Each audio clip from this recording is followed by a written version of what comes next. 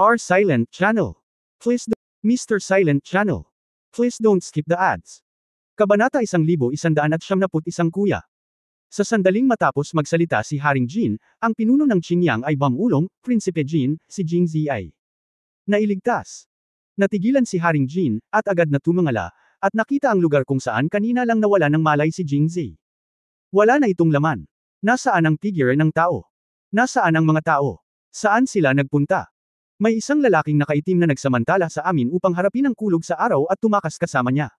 Sabi ni Head Qingyang sa mahinang boses. Bakit hindi mo sinabi sa akin ng mas maaga? Nag-hysterical na tanong ni King Jin, saan ka nakatakas? Pinunasan ni Head Qingyang ang pawi sa kanyang noo at Bangulong, kinuha ng lalaking nakaitim si Jingzi at direktang tumakas sa kakahuyan. Sa loob. I'm afraid na malayo na ito ngayon. Gusto kong ipaalala kay King Jin ngayon lang, ngunit hindi dapat maliitin ang kapangyarihan ng kulog sa araw, at 3 lang sila. Hindi ako naglakas loob na I-take basta-basta, kaya hindi ko agad sinabi. Huminahon din si King Jin pagkatapos ng paliwanag ni sect leader Qingyang. Alam niyang hindi ito ang oras para sisihin ang sect leader na si Qingyang, at bukod pa rito, magiging kapaki-pakinabang siya sa hinaharap, kaya sinabi niya, huwag kang mag-alala tungkol sa iba, sundan natin siya ngayon. Sa sinabi niyang iyon, handa na siyang pumunta sa kakahuyan. Ngunit bago pa siya makahakbang ng 2 hakbang, napaatras siya ng ulo ni Qingyang, hindi, Haring Jin. Ang lalaking nakaitim ay napakalayo ngayon. Bagamat hindi ko tumpak na matukoy ang antas ng kanyang pagtatanim, nakakasigurado pa rin ako. Ang antas ng taong ito ay hindi mababa, kahit na wala siya sa antas ng isang Panginoon, ito ay hindi gaanong naiiba. At saka, hindi natin malalaman kung sino man ang makakahanap ng kagubatan na ito. Isang ambush sa loob, kahit na hindi tayo matrap, ngunit ito rin ay maaantala tayo ng gusto, at ang pakinabang ay hindi katumbas ng pagkalugi. Kung gayon hayaan silang tumakas ng ganito. Nasaan ang White Thunder? Medyo ayaw pa rin ni King Jin. Pinayuhan ng pinuno ng Qingyang, Haring Jin, kung iingatan mo ang mga luntiang burol, hindi ka matatakot na maubusan ng panggatong. Ang punong tanggapan ni Jingzi ay nasa Jingzhou pa rin, at marami sa kanyang mga babae ay nasa Jingzhou din. Babae ang kanyang kahinaan, at Jingzhou napakaraming babae, bakit kailangang mag-alala si Haring Jin na hindi siya mahuli? Matapos marinig ito, nagliwanag ang mga mata ni King Jin. Sa ugali ni Jingzi, basta mahuli niya ang isa sa kanyang mga babae, hindi siya mag-aalala na hindi siya magpapakita. Nang makita ang galaw ni King Jin, ang ulo ng Qingyang ay hamampas habang mainit ang bakal. Haring Jin, ang mga nakakamit ng magagandang bagay ay hindi nananatili sa mga walang kabuluhang bagay. Kung ikukumpara sa buong Angwo, ano ba si Jingzi? Hindi pa banggitin kung gaano katagal naghihintay si Haring Jin para sa araw na ito, bakit mag-abala para kay Jingzi na sira ang plano natin? Tumanggo si Haring Jin, hanggat nabihag niya si Jingzhou, magiging kanya ang buong Angwo, at matagal na niyang hinihintay ang araw na ito. Okay, huwag na nating ituloy. Sinabi ni Haring Jin, ngunit kailangang mahuli si Rosehao. Ngayon ay nasa intersection sila kung saan nag-uugnay ang Rosehao sa Jingxi, Kunlun County at Jingzhou. Tumakas si Jingzi sa kakahuyan. Hindi na niya kailangang habulin, ngunit iyon ay dahil hindi niya alam ang terrain ng kakahuyan, at naroon din ang kawalan ng katiyakan ng isang lalaking nakaitim, kaya hindi siya maaaring makipagsapalaran. Pero nasa harapan niya si Rosehao, at ayaw niyang sumuko. Bago pa makapagsalita ang pinuno ng Qingyang, lumakad na si Kaidan sa ilalim ng proteksyon ni Kaluchi. Haring Jin, wala nang nagmamadaling makuha ang Rosehao ngayon. Bakit? Ang priority natin ngayon ay ang pag-atake sa Jingzhou. Hindi natin kayang salakayin si Jingzhou dito. Nagsasayang ka lang ng oras sa ibang bagay. Nakalimutan mo na ba ang sulat na natanggap mo kaninang umaga? Natatakot ako na dumating na si Nanchi sa labas ng Jingzhou. Kanina lang tayo nagtutulungan. Kung mabagal tayo, masisiguro mong nandito ang pamangkin mo Kai. What kind of agreement with Nanchi? Natigilan si King Jin. Kung makakapag-alyansa si Nanchi sa kanya, natural na makakabuo ito ng alyansa kay Jingzhou. Tulad ni Kaidan, na orihinal na sumang-ayon kay Jingzi, ay tumalikod sa kanya sa huli. Kaya walang permanenteng kaibigan, tanging walang hanggang interes. At kapag nakipag-alyansa si Nanchi kay Jingzhou, hindi na magiging madali para sa kanya ang pag-atake sa Jingzhou. Noong una ay gusto niyang hulihin muna si Rosehao kung tutusin, kakaunti lang ang mga tagapagtanggol sa Rosehao, at hindi magtatagal para makuha niya ito. Kung talagang tinatamad siyang manghuli ng ibang mga lugar, naroon ang kanyang kapatid na imperial sa Rosehao City. Iyon ay, si Haring Yu. Sa paglipas ng mga taon, si Haring Yu lang ang sumuporta sa kanya. Pinaplano rin niyang makuha ang lungsod ng Rosehao at iregalo si Rosehao sa kanyang kapatid na imperial. Ngayon lang yata niya ito ipagpaliban. Okay, pagkatapos ay pumunta tayo kaagad sa Jingzhou. Kung talagang napagkasunduan nila ang Southern Qi, pagkatapos ay talunin natin silang lahat. Pagkatapos ikaw at ako ay hahatiin ang Southern Qi. Tumingin si King Jin kay Kaidan at sinabing. Tumango si Kaidan, at nang lumingon si Haring Jin, naningkit ang kanyang mga mata, iniisip kung ano ang kanyang iniisip. Nanaginip si Jingzi. Sa panaginip, nakahiga siya sa kama, hawak ang cellphone, nakatitig sa kumikinang na screen ng mobile phone sa madilim na kwarto, nagbabasa ng nobela sa sarap, at unti-unting nakatulog. Dahil dito, naging bida siya sa nobela. Sa oras na ito, siya ay hawak ng isang grupo ng mga kaaway na may mga espada, at sa likod niya ay isang bangin na walang ilalim. Hinampas siya ng kalaban gamit ang isang kutsilyo, at hindi makatayo si Jingzi, at pagkatapos ay nahulog siya sa bangin. Sa sobrang takot niya ay pinagpawisan siya ng malamig at bumangon sa kama. Buti na lang na naginip lang siya. Tila masyado siyang nabighani sa nobela. Nasubsob ako sa sarili ko. Oy, pero nasaan ka ngayon? Tumingin si Jingzi sa madilim na silid at pagkatapos ay sa mobile phone na nasa kamay niya. Parang pamilyar ang lahat, ngunit tila napakalayo gaano na ba katagal mula nang mahawakan niya ang kanyang mobile phone. Bigla akong nakaramdam ng pananakit ng ulo. Hindi ba ako nasa labas ng Rosehouse City? Hindi ba ako nasaktan ni Haring Jin at ng ulo ng Qingyang? Hindi ba? Gusto kong tumakas. At pagkatapos ay binugbog hanggang mamatay ni Haring Jin. Sa pag-iisip nito, naramdaman ni Jingzi na parang umiikot ang mundo. Muli siyang nagising mula sa kanyang panaginip. Nang imulat niya ang kanyang mga mata, nakita niya ang isang kagubatan, at pagkatapos ay naramdaman niya ang sakit na nagmumula sa kanyang buong katawan. Ito pala ay isang panaginip sa loob ng isang panaginip. Umupo si Jingzi at pinakiramdaman ito. Bagamat tila malubha ang pinsalang natamo niya, ito ay talagang pagkabigo lamang ng kanyang panloob na enerhiya, na humantong sa isang disorder ng chi. Sa kanyang kasalukuyang katayuan bilang isang master, siya ay gagaling hanggat siya ay huminahon at nag-aalaga pabalik sa kalusugan. Ngunit sino ang nagligtas sa kanya? Kung may nakakakilala sa kanya ang nagligtas sa kanya, dapat niyang ibalik siya sa Rosehouse City, di ba? Bakit mo siya dinala sa kakahuyan? Habang nagtataka si Jingzi, bigla siyang nakarinig ng bugzo ng hangin na nagmumula sa malayo sa kakahuyan.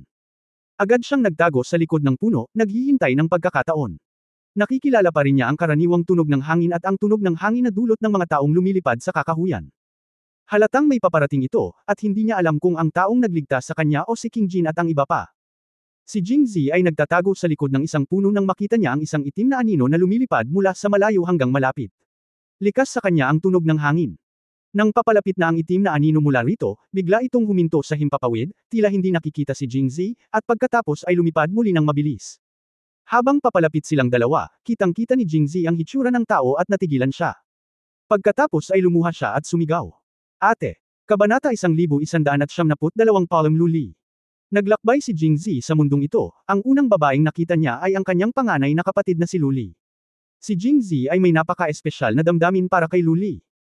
Nang makilala niya ang kanyang ikatlong kapatid na babae na si Qingqiu, ang impresyon ni Jingzi sa kanya ay ang isang malamig na mukha na diwata o isang iceberg queen, at si Pei Yangxi ay halos ganoon din. Ngunit kumpara kay Luli, namumutla sila sa kawalang halaga. Si Luli ay hindi lamang malamig, ngunit marahas din. Noong siya ay nasa Mang Mountain, si Jingzi ay natakot kay Luli, kaya sinubukan niya ang lahat ng posibleng paraan upang makatakas mula sa Mang Mountain at Yongzhou. Pero minsan napakasama ng mga lalaki. Mayroon silang likas na pagnanais para sa mga tao o mga bagay na hindi magagamit o mahirap makuha. Ito ang kaso ni Luli at Jingzi. Bilang panganay sa 7 magkakapatid, natural na umaasa si Jingzi na magiging asawa niya si Luli, ngunit maaari lamang itong isipin o pag-usapan ni Jingzi. Kapag talagang tumayo si Luli sa kanyang harapan, siguradong bibigyan niya ito ng tae. Hindi ako maglakas loob na bitawan ng isa. Marahil, ito ay bloodline suppression. Sa sandaling ito, nang makitang muli si Luli, medyo nasasabik si Jingzi. Pagkatapos sumigaw, lumuha ang kanyang mga mata. Natigilan din si Luli. Nang siya ay lumipad pabalik, nakita niya mula sa malayo na ang lugar kung saan nakahiga si Jingzi ay walang laman, at ang kanyang puso ay lumubog.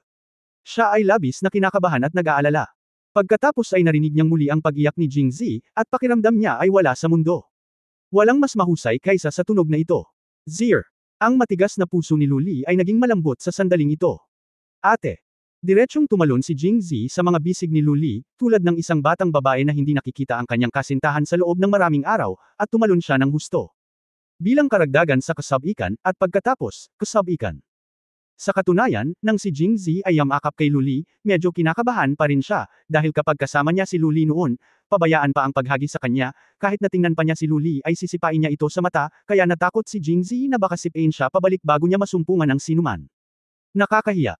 But then I thought, wala nang iba ngayon, walang makakakita sa akin kahit nahihiya ako, ano ba ang dapat kong katakutin? At saka, kung hindi mo susunggaban ang ganitong once-in-a-lifetime opportunity, kailan mo ito susunggaban?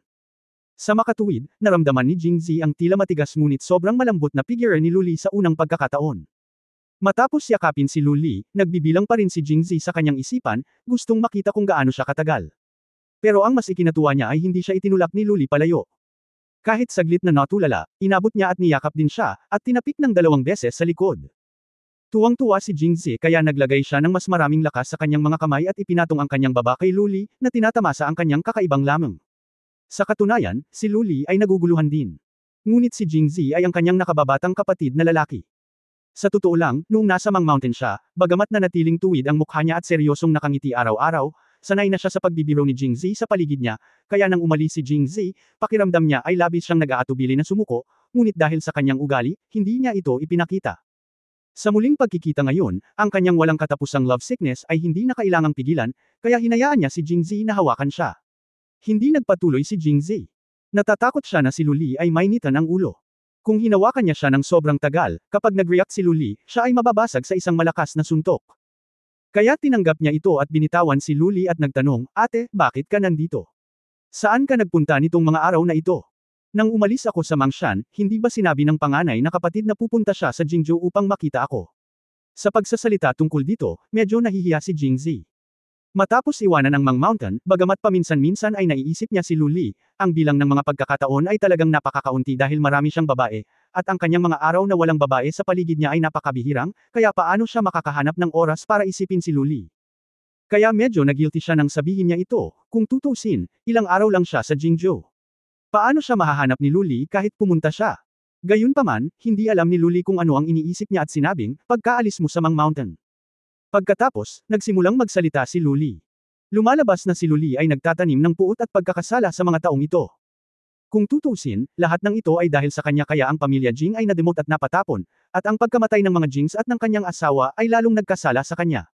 Kaya sa sandaling umalis si Jingzi, gusto niyang maghayganti. Diretso sa Jingxi. Gayunpaman, pagdating niya sa Jingxi, natuklasan niya na si Prinsipe Jin, na karaniwang tahimik na tao, ay talagang nagsasanay ng martial arts. Bukod dito, nang pumunta doon si Luli, bagaman hindi pa tunay na naabot ni Haring Jin ang kaharian ng Grandmaster, nakapasok na siya sa huling yugto ng ika-6 na antas. Ang kanyang lakas ay hindi dapat maliitin at tiyak na hindi maaabot ni Luli sa oras na iyon. Sa makatuwid, si Luli ay hindi kumilos ng padalos-dalos, ngunit piniling humiga sa Jingxi, dahil kilala ang Jingxi bilang kabisera ng medisina, lalo na ang maraming kakaibang bulaklak at halamang gamot sa Changsheng Mountain. Alam ng hari ng Jin kung paano magsanay ng martial arts at mabilis na umunlad, lahat ay salamat sa mga kakaibang bulaklak na ito. Ang auxiliary ng mga kakaibang damo. Pagkarating ni Luli sa Changsheng Mountain, nagpractice siya ng martial arts habang nangongolekta ng mga kakaibang bulaklak at damo sa bundok. Kung ikukumpara noong nasa Mang Mountain siya, talagang napabuti siya, at natuklasan din niya ang pinakamahalagang mahiwagang gamot na matatagpuan sa bundok sa likod ng Changsheng Mountain. Ito ay ang Broken Realm Flower na binabantayan ng 2 halimaw mula kay Tung Tian noong panahong iyon. Ang pagkain ng Broken Realm Flower ay masasabing doble ang resulta sa kalahati ng pagsisikap sa paglilinang. Si Luli ay nagkaroon din ng ideya ng Broken Realm Flower at sabik na maghayganti. Bagamat alam niyang binabantayan ng 2 halimaw ni Tung Tian ang mga bundok sa likod ng bundok Changsheng, hindi pa rin siya nakapagpigil at sinamantala ang gabi. Nakalusot. Pagkatapos ng lahat, sila ay dalawahang Panginoon. Bago makita ni Luli ang mahabang buhay na bulaklak, natuklasan siya ng 2 halimaw mula sa Tung Tian. Bagamat sa wakas ay nakatakas siya mula sa Changsheng Mountain, si Luli ay malubhang nasugatan, at hindi na siya maaaring manatili sa Changsheng Mountain at Jingxi, at hindi na siya nang ahas na manatili pa dahil sa takot na ang 2 halimaw mula kay Tung Tian ay magsasabi kay King Jin tungkol sa kanyang pagnanakaw sa Realm Flower. Kaya't iniwan niya si Jingxi, upang magpagaling muna sa kanyang mga pinsala, at pagkatapos ay magsanay sa mundo ng martial arts, umaasa na lalo pang pagbutihin ang kanyang mga kasanayan sa martial arts. Kalahating taon na ang lumipas sa isang iglap. Matagal nang gumaling ang mga sugat ni Luli, at ang kanyang martial arts ay bumuti rin ng mabilis sa panahong ito. Bagamat hindi pa siya nakapasok sa kaharian ng isang Panginoon, natapakan na niya ang pintong iyon. Si Luli ay nasa tuktok na ngayon ng ika-6 na antas. Para sa karamihan ng mga mandirigma, ang ganitong estado ay bihira, at si Luli ay nasisiyahan din dito, dahil noong siya ay pumunta sa Jingxi, bagaman si Haring Jin ay makapangyarihan, siya ay nasa kalagitnaan lamang ng ika-6 na antas, kaya naramdaman ni Luli na ang aking kasalukuyang lakas ay isang antas na mas mataas kaysa sa kanya, at ako ay higit pa sa sapat upang patayin siya. Kaya pumasok ako sa Jingxi City sa pangalawang pagkakataon. Gayunpaman, ang mas hindi niya matanggap ay naabot na ni Haring Jin ang antas ng isang master.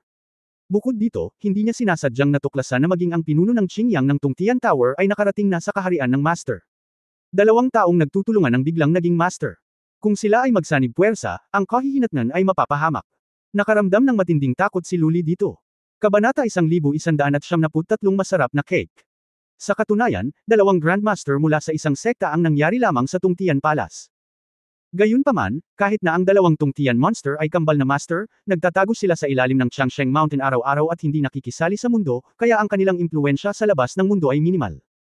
Ngunit ang hari ng Jin at ang pinuno ng Qingyang ay ibang-iba. Ang isa sa kanila ay nagnanasa sa mundo at gustong maging emperador, at ang isa naman ay nagnanais ng martial arts at gustong maging hari. Ano ang mangyayari kung ang dalawang ambisyosong lalaki ay nagtataglay ng pinakamataas na antas ng martial arts practitioner sa parehong oras? Napagtanto ni Luli ang kaseryosohan ng bagay na ito, at hindi na niya pipiliin na kumilos ng padalos-dalos ang ika-6 na antas ng pick ay tila isang antas lamang ang layo mula sa master, ngunit sa katunayan ito ay 1,000,000 milya ang layo. Si Luli, na nasa tuktok ng ika-6 na antas, ay nagtungo upang maghiganti laban sa kanyang Grandmaster na si King Jin, ngunit maaari lamang niyang patayin ang kanyang sarili sa pamamagitan ng paghagis ng isang itlog laban sa isang bato. Kaya't hindi siya kumilos, ngunit nagtago sa Jinxi, nagtago sa paligid ni Haring Jin at iba pa, una upang maging pamilyar sa kanilang mga galaw, at pangalawa upang maghanap ng pagkakataon na patayin siya sa isang nakamamatay na suntok. Sumusunod lamang, sinundan ni Luli ang lahat mula sa Jinxi hanggang dito, at narinig din niya ang ilan sa mga plano ni Haring Jin, na tila makiisa kay Zhejiang at Southern Qi upang makuha ang Jingzhou, sa gayon ay kinuha ang Angguo at inaangkin ang titulo ng hari. Emperador. Lalo na si Kaidan, ang dakilang hari ng kanlurang Xinjiang.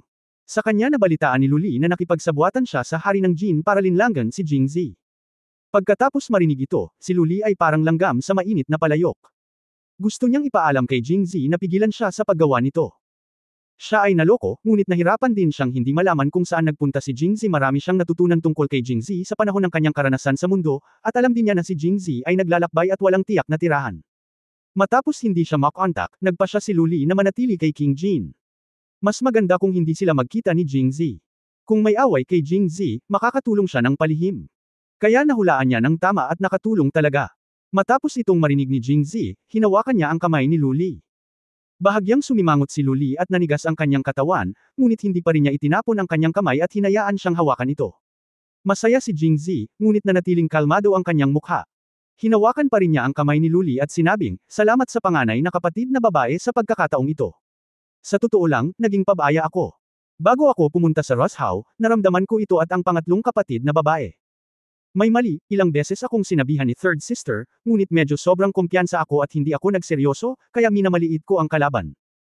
Tumango si Luli, inabot siya at tinapik siya at sinabing, "Zir, huwag mong masyadong sisihin ang iyong sarili. Sa katunayan, handa ka man o hindi, pareho ang resulta. Kung tutusin, dalawa silang Panginoon. Mapalad kang nabubuhay ngayon." Pagkatapos sabihin iyon, inilagay ni Luli ang kanyang kamay sa kanyang mga braso, habang si Jingzi ay nakatingin sa gilid. "Medyo natulala ako, after half a year of seeing each other, parang nagbago ng konti ang panganay na kapatid na babae, and when he said big, he surely not mean that big." Bagamat talagang malaki ang kay Luli, ang tinutukoy niya ay ang karakter ni Luli. Lumalabas na kung niyakap ni Jingzi si Luli ng paulit-ulit, hindi na siya mabilang na beses na sinaktan nito. Ngunit ngayon ay hindi lamang siya sinaktan ni Luli, ngunit hinahayaan din siyang gawin ang anumang gusto niya. Katulad ngayon, nilagay niya talaga ang kamay niya sa dibdib niya. "Tiyak na nagugutom ka ngayon, di ba? Wala akong nakitang ibang makakain, kaya ayusin mo na lang ito at kainin mo ito." "No way, no way." Sabi ko sa aking puso, hindi niya akalain, ngunit inaabangan pa rin ito ni Jingzi at nahihirapan pa rin. Kung naglabas siya ng isang bagay na hindi nararapat para sa mga bata sa daan, dapat ba niya itong kainin o hindi? Kung hindi mo ito kakainin, hindi mo ba bibigyan ng mukha si Luli? Pero kainin mo, medyo nahiya si Jingzi. Well, nanaginip lang siya. Gayunpaman, medyo nadismaya pa rin si Jingzi nang makita niyang naglabas si Luli ng isang piraso ng cake mula sa kanyang dibdib. Mabilis ding nakuha ni Luli ang reaksyon ni Jingzi, at medyo may pagsisisi na sinabi, "Dahil nag-aalala ako na baka may mangyari sa iyo dito, kaya hindi ako naglakas loob na pumunta sa malayo, ngunit walang tao sa paligid, kaya naramdaman ko lang na mali si Zir muna. Kumain tayo ng tuyong pagkain na dala ko noon." Nang marinig ito ni Jingzi, hindi lang siya naantig kundi nahihiya rin. "Ate, hindi ako nagkamali. Nagkataon na nagugutom ako." Habang sinasabi niya iyon, kinuha ni Jingzi ang cake na medyo matigas sa kamay ni Luli, ngunit mayroon pa ring temperatura ng katawan ni Luli, at sinimulang nguyain ito. Hindi sa banggitin, ang gayong hindi mahalata at tuyo na cake ay napakatamis sa iyong bibig. Bonus ba ito sa pananatili sa mga bisig ni Luli ng napakatagal? Sinabi ni Jingzi habang kumakain, ate, huwag mong sabihin sa akin, masyadong mabango ang cake na dala mo. Napakasarap. Nang makita ni Jingzi na nilalamon ang pagkain, hinimas ni Luli ang kanyang buhok sa napakababaeng paraan at ngumiti. Sabi niya, hindi dahil masarap ang piraso ng cake na ito, kundi dahil gutom na gutom ka. Kapag gutom ka, kasing tamis ng pulot pukyutan ang pagkain ng Bran. Ito ay laging totoo. Pinisil ni Jingzi ang mga salita sa pamamagitan ng kanyang mga ngipin habang kumakain. Hindi tama ang sinabi ni ate. Busog na busog ako paglabas ko. Paano ako magugutom? Halatang masarap ang cake na dala ng panganay na ate. Nambobola siya ni Jingzi, ngunit naramdaman niyang isa na naman itong problema. Hindi naman talaga nakakambola, kasi nagsasabi siya ng totoo. Matapos marinig ito, muling ngumiti si Luli at sinabing, busog na busog ka nang lumabas ka. Nangyari iyon kahapon. Isang araw kang hindi kumakain. Hindi ka takatakang hindi ka nagugutom. Natigilan si Jingzi matapos itong marinig. Hindi kumain buong araw. Kinagat ni Jingzi ang cake at mabilis na tumangala. Bagamat araw pa, ramdam niya na tiyak na mas maaga ang oras kaysa dati. Sa totoo lang, dapat mas maaga kaysa noong kalaban niya si King Jin. Sa oras na ito, muling sinabi ni Luli, minamaliit mo ang Grandmaster. Ang mga pinsalang natamo mo kahapon, lalo na ang isang ordinaryong tao, kahit natamaan ako ng gusto ni Haring Jin at ng ulo ng Qingyang, natatakot akong masugatan sila. Kamatayan. Kahit na ikaw ay isang master at may mahusay na kakayahan sa pagbawi sa sarili, hindi ka agad magising, di ba? Natigilan si Jingzi at gulat na sinabi, ate, hindi mo sinabi na dito ako natulog buong araw at gabi. Tama. Tumanggaw siya, kinumpirma na tama si Jingzi. Nagulat si Jingzi. Hindi nakakagulat na nawalan siya ng malay sa pamamagitan ng isang palad, ngunit nang magising siya, pakiramdam niya ay walang nangyari. Buong araw at gabi pala siyang nagpahinga. Gayunpaman, tumayo kaagad si Jingzi pagkatapos mag-react, at pagkatapos ay ibinaba muli ang kanyang ulo. Maging siya ay hindi nakayanan ng mga hampas ni Haring Jin at ng ulo ng Qingyang. Mayroon lamang ilang libong tagapagtanggol na pinamumunuan ni Yuli sa Roshow City. Paano nila ito malalabanan? Maaari bang ipagtanggol ang mga rebelde at ang Western Xinjiang Heavy Cavalry Regiment? At nanatili si Luli kasama niya sa labas ng kakahuyan ng isang araw at isang gabi. Natatakot ba siya na dahil sinakop ni Haring Jin si Roshow, hindi na siya makakabalik ngayon? Iniisip ito, kahit na ito ay isang bagay na hindi niya mababago, si Jingzi ay nakakaramdam pa rin ng kaunting guilty. Kung hindi lang siya nagtitiwala, kung napagtutuunan niya ng pansin ang kalaban, o naghintay siya sa silid hanggang sa magising si Qiu Chen, at tinanong kung anuman ang nangyari sa kanya, hindi magiging ganito ang kahihinatnan. Bagamat mahirap para sa isang tao na talunin ang dalawang Panginoon, kung maghahanda ka ng daan-daan o libu-libong mga granada ng maaga, sino ang maglalakas loob na umatake? Kabanata 1194 na namatay ang kanyang kamahalan. Hindi. Biglang tinampal ni Jingzi ang hita niya at tumakbo palayo. Zir, anong ginagawa mo? Mabilis siyang hinawakan ni Luli. Ate, nasa lungsod pa rin si Chen, kailangan ko siyang iligtas. Si Qiu Chen ay nanatili sa Tungtian Palace upang ipaalam sa kanya para sa kanyang sariling kapakanan, kaya't siya ay natuklasan ng pinuno ng Qingyang at nasugatan. Kung ito man ay ang ulo ng Qingyang o ang hari ng Jin, kinasusuklaman na nila ang mga taong kasama nila. Marahil kung hindi nila ginamit si Qiu Chen para maubos ang kanyang panloob na lakas, matagal na nila itong pinatay. At ngayong nawasak na ang Roshow, kapag nahuli na nila si Qiu Chen, tiyak na magiging sako na ito. Paano siya uupo at manood?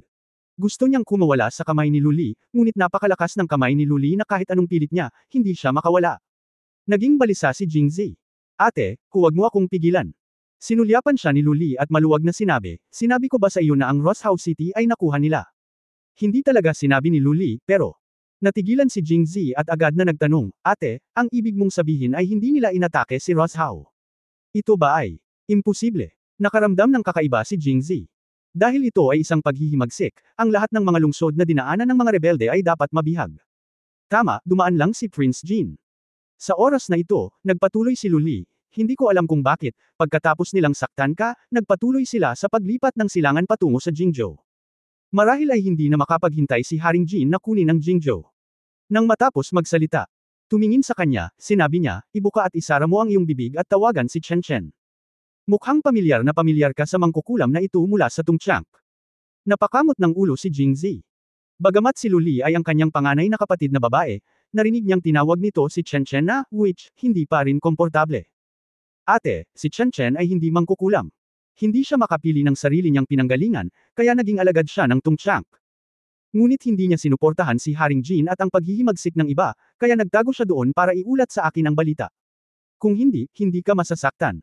Ibinuka ni Luli ang kanyang bibig upang magsabi ng isang bagay, ngunit sa wakas ay isinara ito. Bagamat hindi nilusob ni Haring Jin ang Roshow, medyo nag-aalala pa rin si Jingzi kay Qiu Chenchen, kaya bumalik siya sa lungsod kasama si Luli. Sa oras na ito, ang Roshow City ay tila bumalik sa dati nitong abala. Hindi malinaw na alam ng mga tao ang tungkol sa paghihimagsik ni Haring Jin. Nang marinig nila ang balita noon, lahat sila ay natakot, at ngayon ay narinig nilang lahat na nagrebelde si Jin King. Dir-diretsyong umalis ang mga rebelding pinamumunuan ng hari na lalong nagpapaniwala sa naunang anunsyo ng gobyerno. Mukhang walang kinalaman sa kanila ang paghihimagsik na ito. At sa wakas ay hindi na nakayanan ni Wang Jamipo ang mga rebelding ito ay halatang sinusubukang lokohin ang mga tao, paano sila makapasok sa lungsod. Tumakas lang. Kaya't sinimulan nilang ibaba ang kanilang mga presyo, ngunit kahit nababaan ng pamilya Wang ang kanilang mga presyo, hindi ito bibili ng mga taga-Roshow. Ang tindahan ng bigas ng pamilya Wang ay maaari lamang magbenta ng bigas sa iba pang mga tindahan ng butil sa mas mababang presyo at itigil ang pagkawala sa oras. Halos lahat ay inaasahan ni Jingzi. Pumasok si Jingzi sa lungsod at dumiretso sa opisina ng gobyerno. Sa oras na ito, nagising si Qiu Chenchen at lalabas na sana. Nakasuot pa rin siya ng parehong damit tulad ng dati, at makikita mo kung gaano siya kabalisa.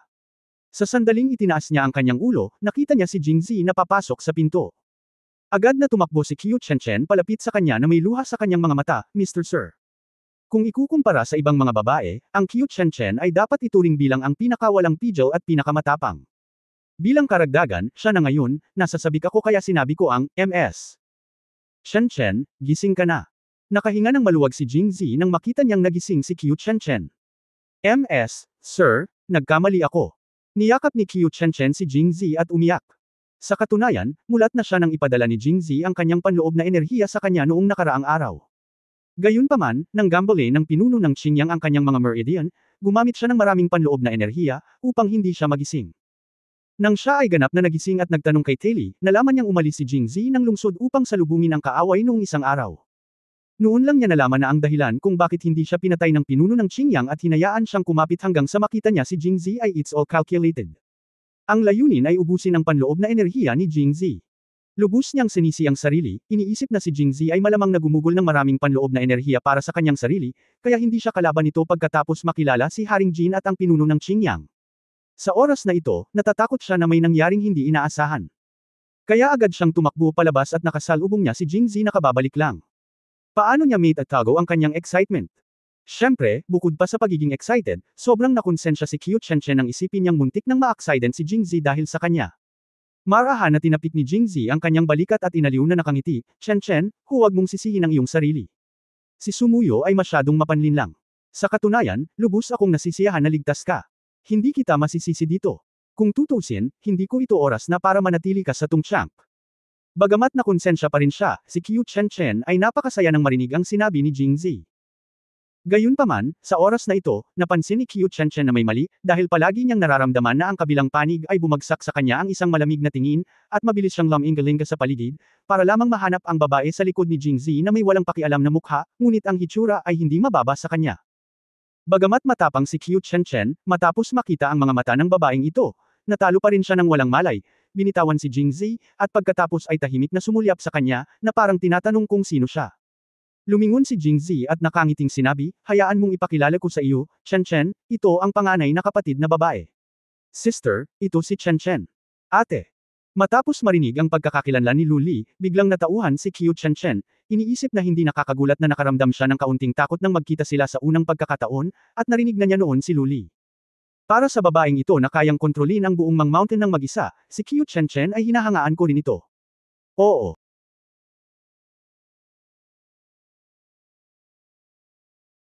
Si Luli ay may masamang impresyon kay Qiu Chenchen, dahil si Qiu Chenchen ay isang disipulo ng Tongchang, at si Jingzi ay muntik nang mamatay dahil sa kanya sa pagkakataong ito. Ang pinakamahalagang punto ay si Jingzi ay walang nararamdaman para sa sinuman maliban kay Qiu Chenchen.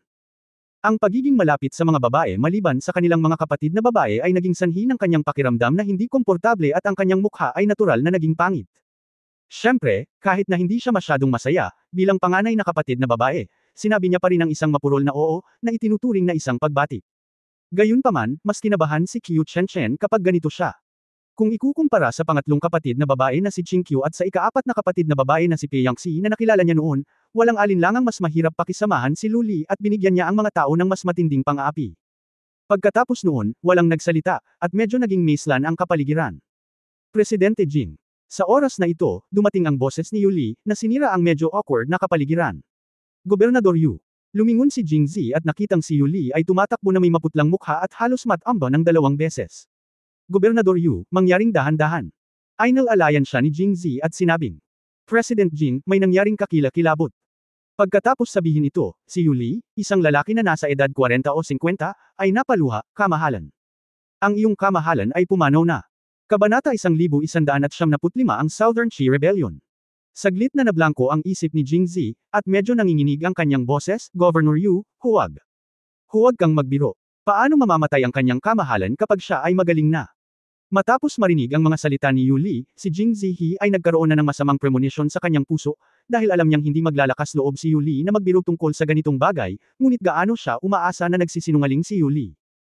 Umiling si Yuli na may malungkot na hitsura sa kanyang mukha, President Jing, how dare I lie to others about this kind of thing? Hindi lang namatay ang iyong kamahalan, pero namatay din ang kapatid ko sa labanan. Woohoo! Nang marinig ito, naramdaman ni Jing Zigeng na parang isang bolt mula sa asol, at ang kanyang ulo ay umiling, ang kanyang magiging biyenan na si Yusheng ay patay na rin. At namatay siya sa labanan. Kahit na makapangyarihan ang mga rebelding pinamumunuan ni King Jin, isang araw pa lang sila umalis sa Roshao, kaya hindi pa sila nakarating sa Jingzhou. Paano namatay si Yusheng sa labanan? Ipinahayag ni Jing Zi ang pagdududa sa kanyang puso. Nakinig si Yuli, ngunit ang kanyang boses ay sinakal pa rin, President Jing, ang aking kapatid ay hindi namatay sa pakikipaglaban sa mga rebelde, ngunit dahil sa Southern Qi. Paputol-putol na natapos magsalita si Yuli. Sa wakas ay naunawaan ni Jing Zi na nang magkasamang maghimagsik si Zhejiang at ang hari ng Jin, ang Southern Qi, na nasa malayong silangan ng Jingzhou, ay naglunsad din ng pag-atake sa Angguo, at ang kanilang unang labanan ay sa Jingzhou, ang kabisera ng Angguo. Sa hindi malamang dahilan, hindi pinili ni Emperor An na ipagtanggol ang lungsod, ngunit hiniling kay Yusheng na pamunuan ang hukbo. Pinili ni Emperor An na personal na magmarcha at sinundan si Yusheng palabas ng lungsod upang salubungin ang hukbo ng Southern Qi. Ibig sabihin, nang lumaban sa hukbo ng Southern Qi, si Yusheng ay namatay sa labanan, at si Emperor An ay natamaan din ng palaso at malubhang nasugatan. Pagkatapos bumalik sa Jingzhou City, namatay siya sa kanyang mga pinsala at lumipad palayo sakay ng crane. Matapos marinig ang resultang ito, si Jing Zi ay napuno ng pagdududa. Makatuwiran na kapag sinalakay ng Southern Qi ang Jingzhou, kailangan lang nitong ipagtanggol ang lungsod. Pagkatapos ng lahat, ang mga pader ng lungsod ng Jingzhou ay napakatatag pa rin. Kahit na dumating ang lahat ng tropa ng Southern Qi, imposibleng mahuli kaagad ang Jingzhou. Bakit pinili ni Emperor An na lumabas ng lungsod para lumaban? At pipiliin mo bang sumama sa labanan ng personal? Medyo nalilito si Jing Zi sa nangyari sa Jingzhou. Gayunpaman, pipiliin ng hari ng Jin, Zhejiang at Southern Qi na magsimula ng isang pag-aalsa ng sabay, at ang huling resulta ay ang pagkamatay ni Emperor An, at ang hari ng Jin ay dumiretso sa Jingzhou, na naging dahilan upang makaamoy si Jing Zi ng isang pagsasabwatan. Sa lungsod ng Jingzhou, nangangamba na may nakikipagsabwatan kay Haring Jin. Ang mas nakakatakot ay hindi lamang sila nakikipagsabwatan kay Haring Jin, ngunit inayos pa nila ang Southern Qi na salakayin ng Jingzhou. Sino ito? Ang anino ni Haring Xiang ay lumitaw sa harap ng mga mata ni Jing Zi. Bukod sa kanya, walang ibang maisip si Jing Zi. Tungkol naman sa prinsipe, hindi man lang inisip ni Jing Zi. Si King Xiang ay nagkaroon ng malapit na relasyon kay Xu Jinping noon, at sa likod ni Xu Jinping ay natural na si Haring Jin. Marahil ay nakipag-usap na si Haring Jin kay Haring Xiang sa simula ng paghihimagsik, at ganoon din ang nangyari sa Southern Qi. Paano mapatunayan ang kanyang pahayag, basta't alam mo na ngayon kung sino ang magmamana ng trono ay magagawa ito. President Jing, pagkatapos ng kamatayan ng kanyang kamahalan, ang Crown Prince ay umakyat sa trono. Sa oras na ito, sinabi ni Yuli ang huling nilalaman ng sulat. Prinsipe. Sa oras na ito, mas nalilito si Jing Zi. Ang lahat ng kanyang mga naunang haka-haka ay nabaligtad sa sandaling ito, na naging dahilan upang siya ay medyo natalo. Lalong hindi niya maintindihan ang bagay na ito. Ngunit isang bagay ang tiyak, hindi naligtas ang Jingzhou. Ang pangalawang kapatid na babae na si Zhou Xining, ang ika-6 na kapatid na si Zhou Ziqiong at si Zhao Han Baby Xiangrong ay pawang nasa Jingzhou, at ni isa sa kanila ay walang alam sa martial arts, kaya hindi sila ligtas. Ang natitirang Su Mochen, Muqing at Wang Yingqiu ay nasa Jingzhou din. Bagamat magaling sila sa martial arts, hindi naman sila ligtas. Si Jing Zi ay nababalisa, hindi, kailangan kong pumunta kaagad sa Jingzhou. Sasamahan kita. Agad na sabi ni Qiu Chen.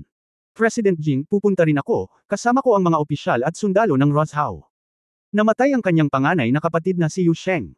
May isip mo ang mood ni Yuli. At hindi siya tanga. Amoy na amoy niya rin ang sabwatan. Ang panganay niyang kapatid siguro ang nakakuha. Nahulog siya sa bitag ng iba, kaya gusto niyang maghiganti. Tinapik ni Jingzi si Yuli sa balikat at sinabing, Gobernador Yu, naiintindihan ko ang kalagayan mo ngayon. Dahil namatay si Yu Guogong sa labanan, hindi rin ako komportable, ngunit hindi ka na makakaalis sa Rosao ngayon. Mas mahina ang Rosao ngayon kaysa dati. Importante, kailangan mong panatilihin itong ligtas. Ipinaliwanag ni Jingzi na kung ang mga bagay ay mapupunta sa pinakamasamang direksyon at ang Jingzhou ay magiging hindi ligtas, ang Rosao ay magiging kanilang base camp at ang huling paraan na kanilang maaasahan. Lugar. At sa pamamagitan ng paghawak sa lugar na ito, pinanghahawakan ni Yuli ang kanyang huling pag-asa. Si Yuli ay hindi isang hindi makatwirang tao. Matapos marinig ang sinabi ni Jingzi, tumigil siya sa paggigiit at nangakong paprotektahan si Rosao. At alam din ni Jingzi na sa ilang libong opisyal at sundalong ito, natatakot siyang hindi maipagtanggol si Rosao, kaya ibinigay niya kay Qiu Chenchen ang formula para sa mga granada. Hanggat siya ay nag-overtime at gumawa ng daan-daang libong granada, magagawa rin ito ng 1,000 opisyal at sundalo. Talunin ang libu-libong tao. Ngunit hindi sinagot ni Qiu Chenchen ang tawag, dahil alam niya na kung gagawin niya, kailangan niyang manatili dito, at gusto niyang sundan si Jingzi. Magiliw na tinapik ni Jingzi ang kanyang ulo at nakangiting sinabi, Chenchen, hindi pa ganap na naghihilom ang iyong mga sugat. Nag-aalala ako kung susunod ka sa akin. Ayos lang ako. Mabilis na sinabi ni Qiu Chenchen, malapit na akong gumaling. Chenchen. Nang muli siyang hikayatin ni Jingzi, direktang pinutol siya ni Luli, hindi kanya pinabayaan dahil natatakot siyang maging pabigat ka sa lahat. Ang pag-aalala ay hindi gaanong mahalaga sa palagay mo ba sa iyong estado ngayon, maaari kang sumama sa kanya. Ano ang iyong mga pagkakataong manalo sa labanan sa pagitan ng dalawang master na iyon? Dahil sa mga salita ni Luli, natahimik si Qiu Chenchen. Bagamat hindi maganda ang sinabi ni Luli, kinailangang aminin ni Qiu Chenchen na hindi mali ang kanyang sinabi. Si Jingzi ay nakapasok na ngayon sa kaharian ng Grandmaster, at si Luli ay nasa pinakamataas na antas ng ika-6 na antas. Marahil kung nagkataon, maaari siyang makapasok sa ika-6 na antas at maabot ang antas ng Grandmaster. Silang dalawa ay lalaban sa dalawang dakilang amo, sina King Jin at Head Xingyang.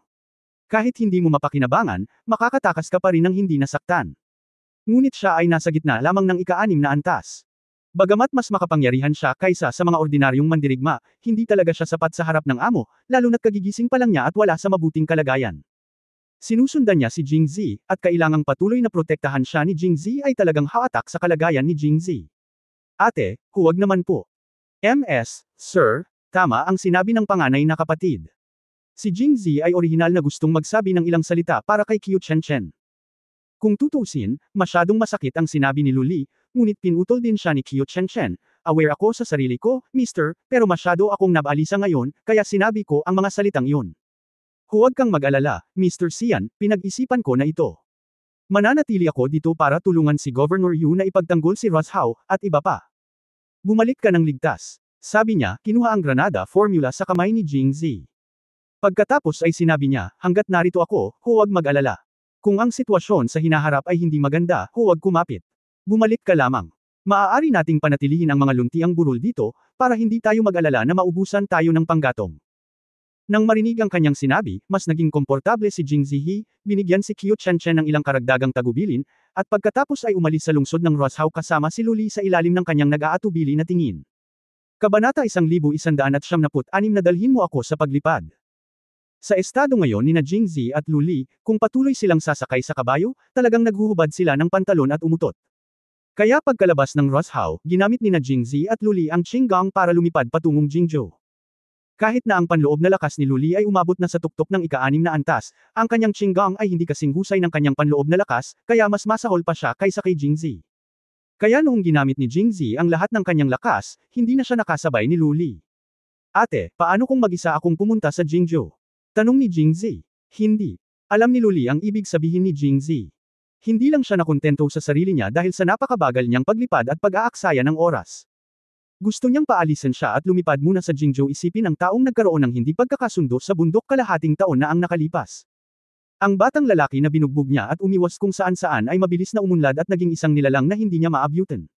Medyo natarante si Luli. Gayunpaman, dahil sa kapana-panabik na eksena noong nakaraang araw, hinding-hindi hahayaan ni Luli si Jingzi na umalis ng mag-isa, o sa madaling salita, ayaw niyang mawala si Jingzi sa kanyang paningin mula ngayon. Sino ang gumawa sa akin ng kanyang panganay na kapatid na babae?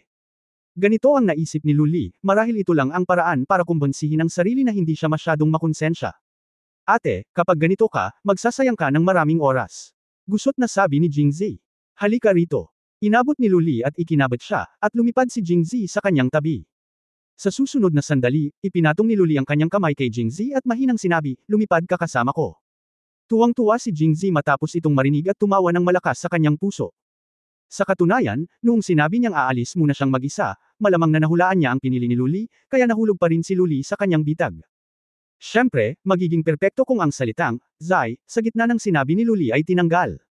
Sinong lalaki ang ayaw kumuha ng babaeng lumilipad? Anong ginagawa mong nakatayo? Bakit hindi ka mabilis lumipad? Nang makita si Jingzi na tulala, si Luli ay medyo hindi nasiyahan at hinimok. Sige, isama natin si ate para lumipad. Kaagad. Sigaw ni Jingzi, inakbayan ang slim waist ni Luli, at lumipad pasulong. Matapos yakapin ni Jingzi si Luli, bahagyang nanginig ang kanyang katawan at namula ang kanyang pisngi. Itinagilad niya ang kanyang ulo paarap, hindi matapang na tumingin kay Jingzi. Ang kanyang puting nyebe na leeg ay nakalantad na sa hangin. May touch ng pink sa loob nito. Lumipad ang dalawa sa direksyon ng Jingzhou.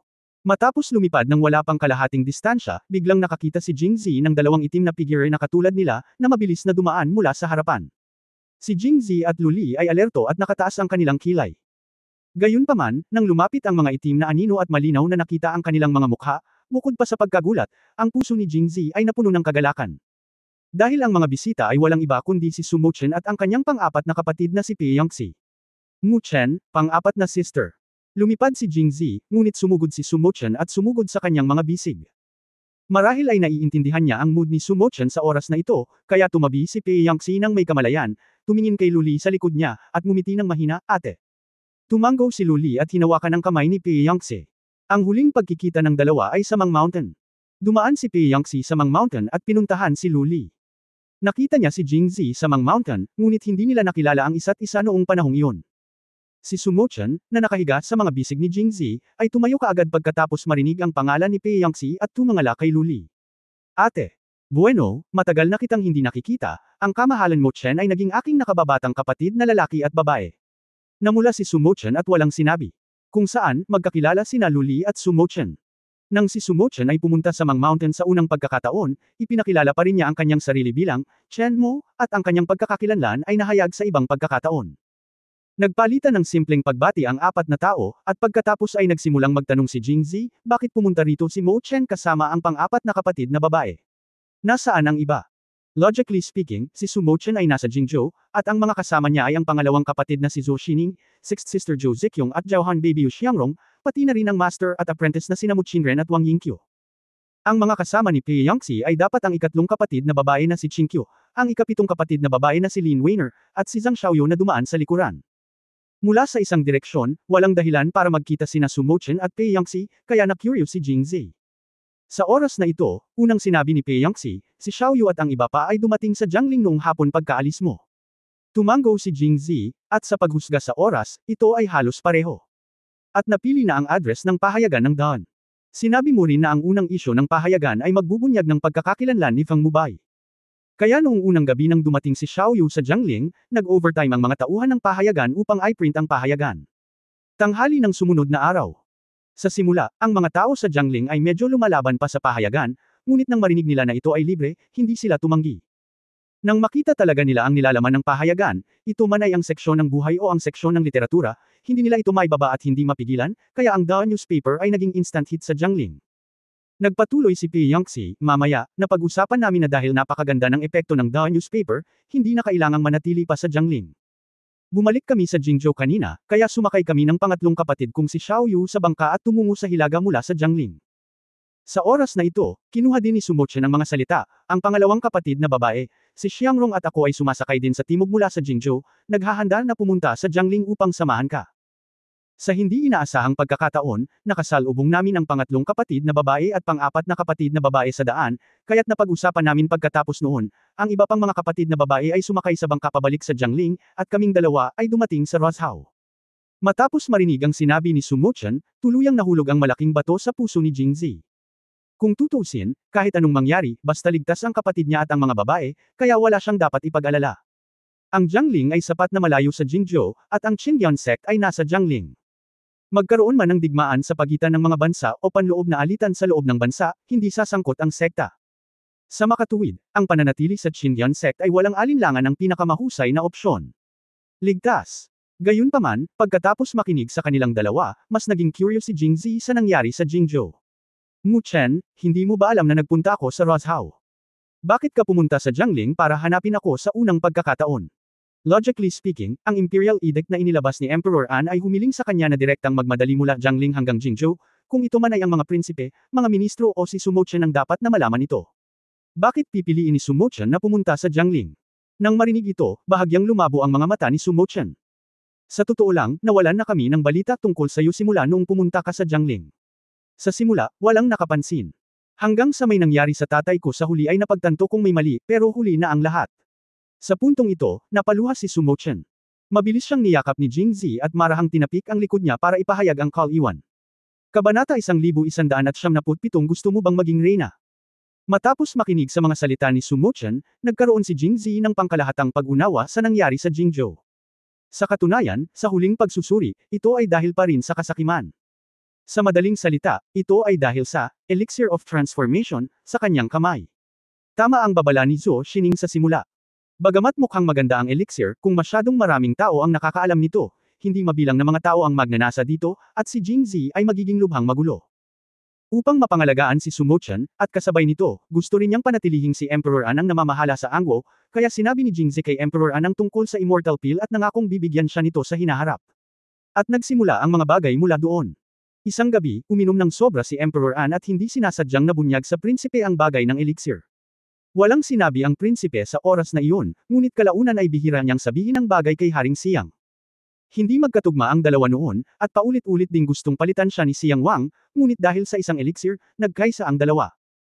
Kung walang elixir, ayon sa normal na buhay, katandaan, karamdaman at kamatayan, pagkatapos ni Emperador An, maging prinsipe man ito o prinsipe Xiang, palaging may isang tao na maaaring magtagumpay at maging emperador. Ngunit paano kung mayroong elixir? Kung hindi patay si Emperor An, magpapatuloy siya sa pag-upo sa trono. Magiging dekorasayon ang prinsipe at si prinsipe Xiang. Kahit mamatay sila, kailangan nilang panuurin si Emperor An na nakaupo. Kaya naman nababalisa silang dalawa. Pagkatapos ng talakayan, lihim na nakipagkaisa ang dalawa kay Southern Shi, King Jin at iba pa, at hindi alam kung anong mga kondisyon ang ipinangako. Una, hiniling nila kay King Jin na makipagsanib puwersa kay Zhejiang upang simulan ang pag-aalsa mula kay Jingxi upang makagambala kay Emperor An. Inatake ng Southern Shi Dynasty ang Jingzhou mula sa silangan. Hinikayat ng Crown Prince at King Xiang si Emperor An, at sa pamumuno ni Duke Yusheng, direktang pinamunuan niya ang kanyang mga tropa palabas ng Jingzhou upang lumaban. Namatay sa labanan sina Emperor An at Yusheng. May isip na ito ang orihinal na plano ng Crown Prince at Prince Xiang. Nahulog sa bitag sina Emperor An at Yusheng, at imposibleng mabuhay sila pagkatapos umalis sa lungsod. Nang mamatay si Emperor An, natural na humalili sa trono ang prinsipe. Ang susunod nilang target ay si Jingzi, dahil nasa kamay niya ang elixir. Kung sila man ang prinsipe, si Haring Siang o ang hari ng Jin, lahat sila ay nagnanasa ng elixir sa kamay ni Jingzi. Ito ay likas at katotohanan ng tao. Kung titingnan ito, anuman ang dinastiya o henerasyon ng emperador, pagkatapos maupo sa trono ng Diyos, ang iniisip nila ay buhay na walang hanggan, na nagpapakita ng tukso ng immortalidad sa kanila. Sa makatuwid, determinado silang makuha ang elixir. Matapos umakyat sa trono ang prinsipe, ayon sa kanilang orihinal na plano, makikipagsanib puwersa sila sa hari ng Jin upang patayin si Jingzi at pagkatapos ay hatiin ng pantay ang elixir. Ang mga bagay na ito ay ginawa ng palihim, at walang ibang nakakaalam maliban sa ilang taong sangkot. At nalaman lamang ito ni Su Chen nang bigla niyang marinig ang pag-uusap nila ni Prinsipe Xiang nang dumaan siya sa tirahan ng prinsipe isang gabi. Matalino din si Su Chen. Matapos marinig ito, hindi na niya tinanong ang dalawa ng harapan, ngunit nagkunwaring walang alam. Kinabukasan, humingi siya ng tagubilin sa prinsipe, na nagsasabing gusto niyang dalhin si Zhou Xining at ang iba pa sa Jiangling. Una, makita si Jiangling. Landscape, at pagkatapos ay namimiss ko si Jingzi. Pumayag naman ang prinsipe nang hindi man lang nag-iisip. Dahil sa paglipas ng mga taon, gaano man hayag at lihim na nag-away ang Crown Prince at Prince Xiang, mahal na mahal at inalagaan pa rin nila ang kanilang nakababatang kapatid na babae. Ayaw nilang malantad kay Su Chen ang kanilang maruruming gawa, kaya umaasa din sila na umalis si Su Chen ng alikabok. Sa oras na bumalik siya, ang lahat ay magiging maayos. Sa makatuwid, pumunta si Su Chen sa timog at nakilala si Pei Yangtze. Matapos marinig ito, hindi mapakali si Jingzi ng mahabang panahon. Hindi niya akalain na ang isang lalaking may mapayapa at eleganteng mukha ay maaaring maging napakabisyo. Tila ang mga anak ng maharlikang pamilya ay may partikular na masamang panig kapag nahaharap sa pakikibaka para sa trono, at napagtanto niya ngayon kung bakit madalas siyang magkaroon ng masamang premonition noong siya ay nasa Jiangling, at ano ang nangyari kay Prefect Shu. Dahil alam nilang magre-rebelde si Haring Jin, matagal na nilang pinaplano ito, at siya lang ang nakatago sa dilim. Pagkatapos mag-isip tungkol dito, muling nagtanong si Jingzi, dahil gusto nila ang elixir, bakit sumuko si Haring Jin na habulin ako pagkatapos niya akong saktan, at hindi man lang pumasok sa Rushao, at tumungo muli sa Jingzhou. Nagulat talaga si Jingzi. Dahil nakipagsabuatan si King Jin sa prinsipe, kaya ang target nila ay ang sarili niya, bakit niya binitawan ang magandang pagkakataon? Malungkot na tumawa si Sumochan, maliit pa rin ang iniisip ng aking kapatid na imperial. Iniisip lamang niya na kung papatayin niya ang kanyang ama at aakyat sa trono ng Diyos, maaari kanyang patayin kasama ng iba at makuha ang elixir. Tulad ng alam ng lahat, marami pa ring mga tao ang nagnanais ng posisyon na kanyang inuupuan. Nag-isip si Jingzi saglit at pagkatapos ay naisip ito. Kung si Emperor An ay umiinom ng Immortal Transformation Pill, siya ay palaging nasa kapangyarihan, kaya sa mga mata ni King Jin, ang Crown Prince at King Siang, siya ay nakatakdang mamatay. Pagkatapos niyang mamatay at ang prinsipe ay nagtagumpay sa trono, ang kanilang karaniwang layunin ay ang elixir sa kamay ni Jingzi, ngunit ang ilang mga tao ay hindi nag-isip ng ganoon. Halimbawa, si King Jin. Sa katunayan, ang mas gusto niya kaysa sa elixir ay ang trono, dahil naghintay siya ng napakaraming taon at gusto niya maging emperador araw at gabi. Nakipagsanib puwersa siya sa prinsipe, ngunit ginamit lang niya ang kanilang mga kamay para patayin si Emperor An. Ngayong patay na si Emperor An, magulo si Jingzhou, kaya kailangan na lang niyang pumunta sa silangan, patayin ang prinsipe at si Haring Siang kasama ang Western Xinjiang Heavy Cavalry Regiment, at hulihin si Jingzhou para maging hari. Kung tungkol sa Immortal Pill, siya at si Qing Yang, ang dalawang master, ay maaaring masaktan si Jingzi minsan at 2 beses, kaya determinado rin siyang manalo dito. Sa makatuwid, ang pinakakaakit-akit na bagay kay King Jin ay ang trono, kaya hahayaan siyang pumunta ng direkta sa Jingzhou anuman ang Jingzi. Kaya tumango si Jingzi at nagsabi, ngayon sa Jingzhou, naroon ang Southern Qi sa silangan, at ang hari ng Jin at ang pinagsamang mga rebelde mula sa kanlurang Xinjiang sa kanluran. Imposibleng mahawakan ito. Pagkatapos magsalita, pumunta si Jingzi kay Su Mochen. Nagtanong, ano ang tingin ni Mo Chen sa kanila ngayon? Tumulong o hindi tumulong? Matapos marinig ito, ang ekspresyon ni Su Mochen ay medyo komplikado, may sakit at kalungkutan, ngunit higit pa rito ay malamig. Nang mabalitaan kung pinatay talaga nilang dalawa ang tatay ko, tuluyang nasira ang relasyon namin ng pamilya. Paano ko sila matutulungan? Malamig na sinabi ni Su Mochen, gayunpaman, aking ama hindi na sila maaaring maupo sa trono. Hindi na sila makakaupo ni Haring Jin. Jing. Nagulat si Zi matapos itong marinig at nagmadaling nagtanong, Mo Chen, ayaw mo rin bang maging reyna? Dear me, ipinagmamalaki ko si Merongshi, isang babaeng may status na empress. Kung si Su Mochen ang magiging emperador ng Angwo, magiging sobrang galing ko. Sinulyapan siya ni Su Mochen at sinabing, bakit, hindi ako maaaring maging reyna na kayang gawin ni Merongshi? Nagmamadaling sinabi ni Jingzi, maaari itong gawin, syempre magagawa. Nasiyahan na si Su Mochen. Tumanggaw siya at sinabing, gayunpaman, ayoko maging reyna. Gusto ko lang ako ang babaeng katabi mo. Ang trono naman, actually mas maganda na ikaw ang kunin. Natigilan si Jingzi matapos itong marinig. Kabanata 1178 ang ama ng emperador. Bago naglakbay si Jingzi sa paglipas ng panahon, o noong bata pa siya, nanunood siya ng mga costume na drama at iniisip na maaari rin siyang maging isang emperador. Pagkatapos ng lahat, maaari niyang kainin ang anumang gusto niya, at gusto ito ng lahat ng tao sa mundo. Makinig ka sa sarili mo. Ang pinakamahalagang bagay ay ang emperador ay may 3 palasyo, 6 na patio at 72 babae. Ilang lalaki ba ang nagpapantasya niyan? Gayunpaman, nang si Jingzi ay talagang naglakbay sa panahon, hindi na siya interesado sa trono. 3 palasyo at 6 courtyard. Mas marami na siyang babae ngayon kaysa mabilang niya sa isang kamay hindi niya mabilang sa 2 kamay, at bawat isa sa kanila ay napakaganda. Ang kanilang kalidad ay higit na mas mahusay kaysa sa Sangang at Liu Yuan. Bukod dito, ang pinakagusto ni Jingzi ay ang kanyang kasalukuyang walang pigil na buhay. Kung siya ay magiging isang emperador, magkakaroon ng masyadong maraming mga paghihigpit. Kung ano ang kanyang ginagawa at kung saan siya pumupunta araw-araw ay may masusubaybayan. Sa kanyang opinyon, ito ay kapareho ng nasa kulungan. Kaya pagkatapos niyang mag-react, mabilis niyang iwinagayway ang kanyang mga kamay, hindi ko gagawin, at hindi ko magagawa. Paano ko mararanasan ang pagiging emperador? Sa pagtingin sa kanyang nakakatakot na hitsura, napatawa sina Su Mochen, Luli at Pei Yangxi. Bihira lang siyang makitang natatakot. Inilibot ni Su Mochen ang kanyang mga mata sa kanya at sinabing, tingnan mo, natatakot ka, hindi ba? At saka, sino ang magiging emperador sa sandaling siya ay ipinanganak? Anuman ang kanyang sinabi, ikinaway pa rin ni Jingzi ang kanyang kamay, hindi mahalaga kung magagawa ito ng iba o hindi. Kaya mo, hindi ko gagawin. Okay, hindi ko gagawin kung hindi ko gagawin. Hindi talaga pinayagan ni Su Mochen si Jingzi na gawin ito, dahil alam niya ang ugali ni Jingzi, na katulad ng sa kanya. Pagod na siyang manatili doon araw-araw. Paano magugustuhan ni Jingzi ang buhay sa malalim na palasyo? Kaya't sinabi niya, ngunit kahit na hindi natin gawin, hindi natin maaaring hayaan ang mga taong iyon na gawin ito. Ano man ang mangyari, ako ang magiging emperador pagdating ng panahon, at pagkatapos ay hayaan mong manahin ito ng iyong anak. Anyway, may Zhu Xiang, second sister at fifth sister na tutulong sa kanila. Nakahinga ako ng maluwag. Well, napakalayo ng iniisip ni Su Mochen at naisip na niyang magkaroon ng anak, ngunit magandang ideya iyon. Kung hindi siya maaaring maging isang emperador, ang pagiging ama niya ay isang mabuting pagpili. Well, nagsalita din sina Luli at Pei Yangtze, pag-uusapan natin kung may mga anak kayo o wala. Ang pangunahing prioridad ngayon ay ang magmadali sa Jingzhou. Ayaw naming makialam sa mga pangyayari sa pagitan ni Haring Jin at ng Crown Prince, ngunit ang hari ng Jin at ang aming pamilyang Jing, ang aking paghihiganti ay dapat ipaghiganti. Tumango si Jingzi matapos itong marinig.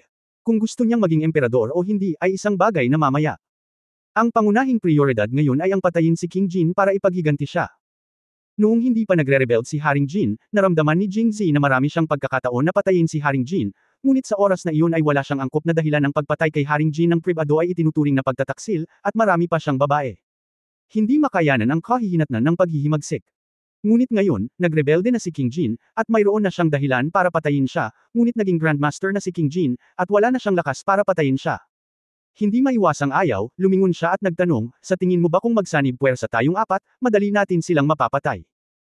Hindi gaanong alam ni Pei Yangtze ang mga kakayahan ni Haring Jin at ng pinuno ng Qingyang, kaya hindi siya nagsalita, habang si Luli pagkatapos magtinginan sa isa't isa at kay Su Mochen, seryoso siyang umiling, hindi.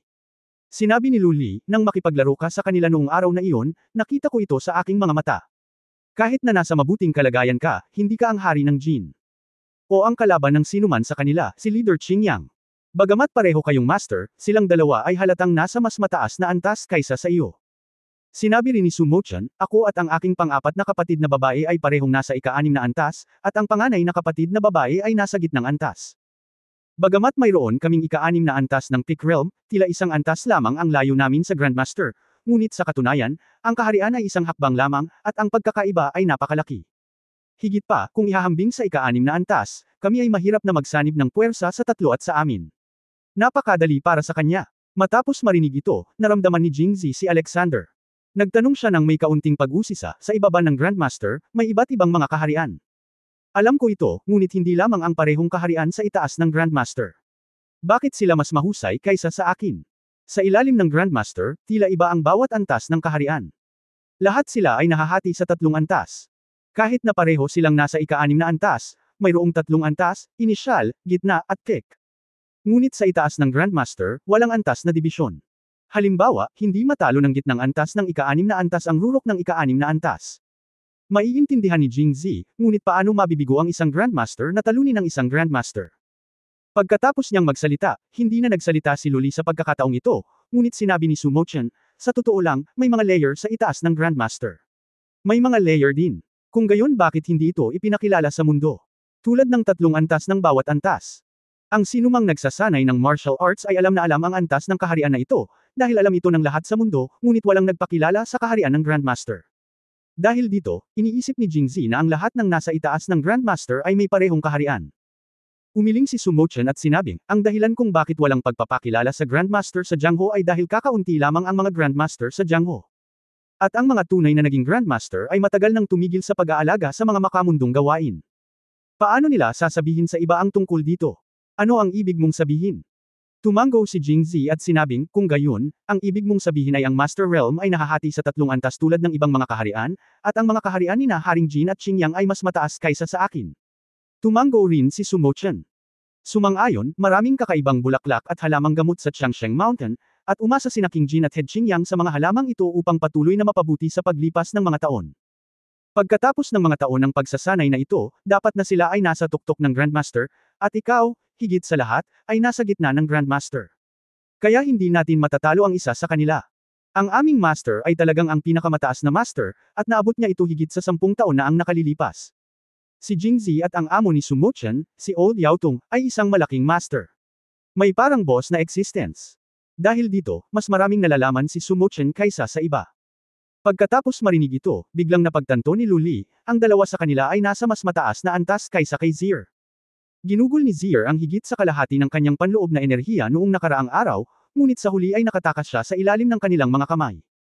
Bilang karagdagan sa pagkakaroon ng mga granada upang lumikha ng kaguluhan, bilang karagdagan, ang pinakamahalagang bagay ay ang Qinggong ni Zier ay mas mahusay kaysa sa kanilang pagkakaiba. Tumango si Sumochen at sinabing, oo, ang Qinggong ng asawa ko ay umabot na sa rurok ng Ruiying Suifeng, na hindi pa nararating ng mga ordinaryong tao. Kaya may bentahe sa tunay na laban. Gayunpaman, ang bentahe ng Qinggong ay malayo sa sapat upang balansehin ang agwat sa kaharian. Maaari itong makapagpaantala ng oras, ngunit hindi ito sapat upang baligtarin ang sitwasyon ng labanan. Bahagyang nadismaya si Jingzi matapos marinig ito, ayon sa sinabi ni Mo Chen, ikaw, ang panganay na kapatid na babae, at ang ikaapat na kapatid na babae ay nasa tuktok lamang ng ika-6 na antas. Ang iyong antas ay hindi lamang naiiba sa kanilang dalawa, kundi pati na rin ang 3 antas sa likod nila. Kahit na mag-away sila sa isa't isa, hindi sila kalaban para sa kanila. At hindi ko kayang talunin ang sinuman, si Gina. Posible na kailangan nating hanapin ang master at makipagsanib puwersa sa kanya. Kabanata 1179 na pagkikita. Nang umalis si Jingzi mula sa Jiangling, determinado si Jingzi na mag-higanti. Pagkatapos ng kanyang unang pakikipaglaban kay King Jin, medyo nataman ang kanyang kumpiyansa, at pagkatapos pakinggan ang pagpapakilala ni Sumochen, wala na siyang gaanong kumpiyansa. Walang pagkakataong manalo. Kaya ang tanging paraan na naiisip niya ay ang hanapin ng kanyang amo, ang matandang Yao Tong. 2 master laban sa 2 master, kasama ang kanyang mga kapatid na babae, madali silang patayin. Gayunpaman, ang matandang drug boy ay walang nakapirming tirahan, saan niya ito mahahanap? Kahit na matagpuan siya, papayag ba siyang kumilos dahil sa karakter ng matandang drug boy na nakakakita sa makamundong mundo? Hindi rin ito magagarantiya ni Jingzi. Sa oras na ito, umiling si Sumochen at sinabing, hindi mo kailangang magtanong kay master. Sa katunayan, kaya mong mag-higanti mag-isa. Mag-isa. Paano mag-higanti? Bulalas ni Jingzi. May tao. Bago pa makasagot si Sumochen, biglang sumigaw si Pei Yangxi, na kanina patahimik. Alerto silang tatlo at agad na napalingon. May nakita silang itim na ulap na tumataas sa di kalayuan sa likuran nila. Kitang-kita na isang malaking alon ng tropa ang papunta sa kanila. Pagdating dito, sa paghahambing, naramdaman ni Jingzi na ang laki ng hukbong ito ay talagang mas malaki kaysa sa mga naunang rebelding dinala ni na Haring Jin at Kaden. Magtago muna tayo at tingnan natin. Sabi ni Jingzi, at tumanggo naman ang 3 pang babae bilang pagsang-ayon, at pagkatapos ay nagtago silang 4 sa kakahuyan. Ang mga itim na ulap ay unti-unting lumalapit, at kitang-kita ni Jingzi ang 2 malalaking bandila na nakatayo sa harapan ng team, at ang kanyang mga kilay ay ganap na lumaki. Dahil ang 2 malalaking flag ay may 4 na karakter na, Jinghong, at Yu Yao, na nakaprint sa kanila ayon sa pagkakasunod-sunod. Ito ang hukbo ni Fifth Sister at Zier.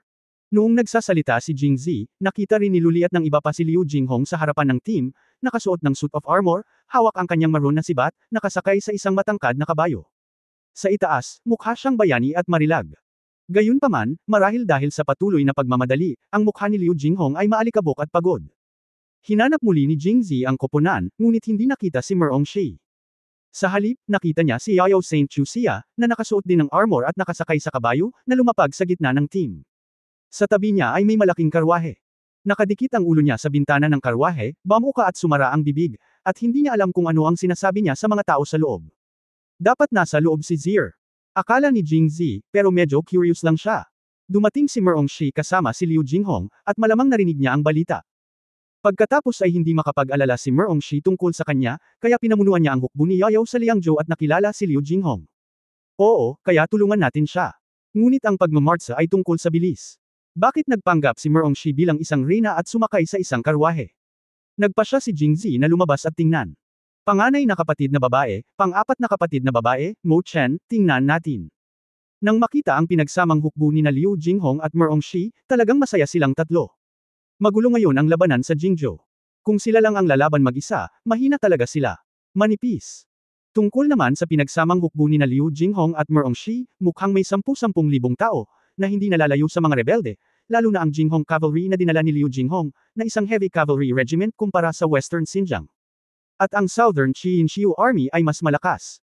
Kasama nila rito, hanggat namatay ang hari ng Jin at ang pinuno ng Xinjiang, ganap nilang mapupuksa ang natitirang kasamaan. Pumayag din sila at lumipad na kasunod ni Jingzi. General, mag-ingat ka. Ang Jinghong Iron Cavalry ay napakapuyat pa rin. Bumuo sila ng defensive formation nang may makita silang lumilipad palabas ng kagubatan sa unahan. Si Liu Jinghong ay may mabibilis na mata at mabilis na mga kamay, at nakita niya si Jingzi sa unang tingin. Agad niyang ikinaway ang kanyang kamay at sinenyasan ng Deputy General na si Wang De na ibuka ang kanyang mga kamay. Sa oras na ito, nakita rin ni Wang De na ang taong darating ay si Jingzi at gumaan ang pakiramdam. Zir, ikalimang kapatid na babae. Lumipad si Liu Jinghong, hindi pinansin ang mga kabalyero sa likod niya, at diretsyong isinubsob ang sarili sa mga bisig ni Jingzi. Sa unang sandali na natanggap niya ang balita, siya ay nagkaroon ng masamang pakiramdam at sumugod ng walang tigil. Halika. Nang makitang ligtas at maayos si Jingzi, natural na gumaan ang loob niya. Bagamat sobrang namiss niya ito, hindi naglakas loob si Liu Jinghong na yakapin si Jingzi ng masyadong matagal, dahil pagkayakap pa lang niya kay Jingzi, nakita niya sina Luli, Sumochen at Pei Yangxi na nakatayo sa likuran niya. Binitawan niya si Jingzi, yumuko siya at sinabing, nakilala ko ang kanyang kamahalan Mo Chen. Lumapit si Sumochen, hinawakan ang kamay ni Liu Jinghong at sinabing, ikalimang kapatid, tawagin mo na lang akong Mo Chen. Bakit ang tagal nating hindi nagkita? Hiwalay na kami ng ikalimang kapatid. Parang hindi tayo pamilya. Bilang isang prinsesa, ang emosyonal na katalinuhan ni Sumochen ay higit pa sa karaniwang tao. Sa ilang salita lang, naging malapit sila ni Liu Jinghong. Matapos maalis ang hadlang, lumingon si Liu Jinghong at tumingin kina Luli at Pei Yangxi, mahinang tumawag, panganay na kapatid na babae, pang-apat na kapatid na babae. Tumanggaw sina Luli at Pei Yangxi, pagkatapos ay nakipagbati kay Liu Jinghong at pinag-usapan ang mga detalye ng nangyari sa Jingzhou. Bagay. Habang nagsasalita ang ilang tao, natural na huminto sa pagsulong ang malaking hukbo. Sa gitna ng koponan, si Merongshi sa karwahe ay nakaramdam din ng kakaiba sa koponan at mahinang nagtanong, Chu Xia, ano ang nangyayari? Bakit biglang huminto ang hukbo? Hindi pa tanghali. Tamad ang boses ni Merongshi, matapos matanggap ang balita mula kay Angwo, umalis si Merongshi mula sa yayaw. Siya ay gumugol sa mga huling araw sa karwahe at alam na ang hukbo ay titigil lamang sa oras ng tanghalian. Ngunit ngayon, maaga pa bago magtanghali, at ang paggalaw sa labas ay hindi parang sitwasyon ng kaaway, kaya medyo na-curious siya. Reyna, may nangyari. Nakita na ni Chu Xia si Jingzi at nag-alinlangan. Anong problema? Saglit na nag-isip si Chu Xia at sinabing, Reyna, bago ako magsabi ng anuman, kailangan mong ipangako sa akin ang isang bagay. Anuman ang iyong marinig, hindi ka masasabik.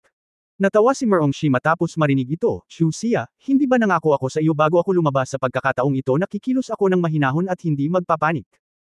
Lumabas na pagkatapos matanggap ang balita mula sa Jingzhou, nagpasya si Merongshi na pamunuan ng hukbo ni Yayaw upang suportahan si Jingzi. Ngunit agad na tinutulan ni Chu Xia. Kung tungkol sa dahilan ng pagtutol, ito ay takot sa kanyang pagtakbo. Bagamat si Merongshi ay ang reyna ng Yayaw, pagkatapos niyang bumalik sa Yayaw Kingdom mula sa Jingzhou, ipinatupad niya ang iba't ibang hakbang na natutunan mula sa Jingzhou, at inagaw ang kapangyarihan at itinalaga ang kanyang ilang imperial na kapatid na babae upang simulan ang paghahanda para sa pag-akyat ni Chu Xia sa langit. Handa na ako, kaya kailangan kong makinig kay Chu Xia sa ilang bagay. Nang maglaon, pagkatapos ng patuloy na pag-uusap ng dalawa, sa wakas ay pumayag si Chu Xia sa mungkahi ni Merongshi na samahan ng hukbo sa Jingzhou, ngunit sinabi rin niya sa kanya ng maaga na huwag matuwa sa anumang bagay. Pagkatapos niyang pumayag, lumabas si Chu Xia kasama siya. Pagkatapos sabihin iyon, muling ngumiti si Merongshi sa kotse, hindi na ako bata, bakit hindi mo ako masyadong mapagkakatiwalaan, Chu Xia? Ngunit natuklasan ko na lalong lumalakas ang aura ni Chu Xia ngayon, at hahalili sa akin sa hinaharap bilang isang reyna, makatitiyak ako. Hindi sumagot si Chu Xia sa kanya, ngunit huminga, pumayag kami, huwag kang matuwa. Pagkaraan ng ilang sandali, sinabi niya ang bawat salita, President Jing, iyon na. Sa harap. Kabanata 1200 yakap.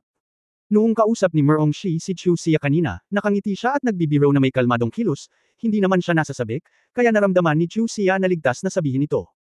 Ngunit pagkatapos sabihin iyon, nag-aalala pa rin si Chu Xia.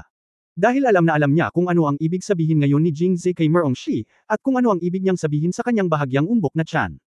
Tama nga, pagkatapos niyang magsalita, si Merongshi, na kanina lang tumatawa at nagbibiro, ay biglang natahimik.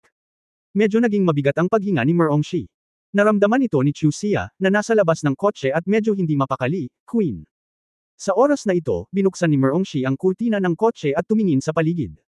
Nakaharap sa kanya si Jingzi. Naglakad ito palapit sa kanya at tumingin din sa kanya. Nang magtama ang kanilang mga mata, lumuha ang mga mata ni Merongshi. Pagkatapos, anuman ang pagtutol ni Chu Xia, tumalon siya mula sa kotse at tumakbo patungo kay Jingzi. Matapos lumitaw si Liu Jinghong, kinaladkad siya ni Luli at Pei Yangxi. Kasama ni Su Mochen, nagsimulang magdaldala ng 4 na babae. Sinabi nilang lahat na 3 babae ang may show. Nang magsama-sama ang 4 na babaeng ito, mas exciting ito kaysa sa isang drama. Kaya't hindi makausap si Jingzi higit sa lahat dahil ito ay araw at napakaraming tagalabas sa paligid. Normal lang para kay Jingzi na hindi makapagsalita. Baka hindi na siya makapagsalita sa hinaharap. Kaya ibinaling niya ang kanyang atensyon sa hukbo ni Yayaw. Sa gitna, sa karwahe na binabantayan ni Chu Xia. Mula nang siya ay lumitaw, si Chuxia ay nakatitig sa kanyang direksyon, at pagkatapos ay paminsan-minsan ay iniikot ang kanyang ulo upang magsabi ng isang bagay sa karwahe.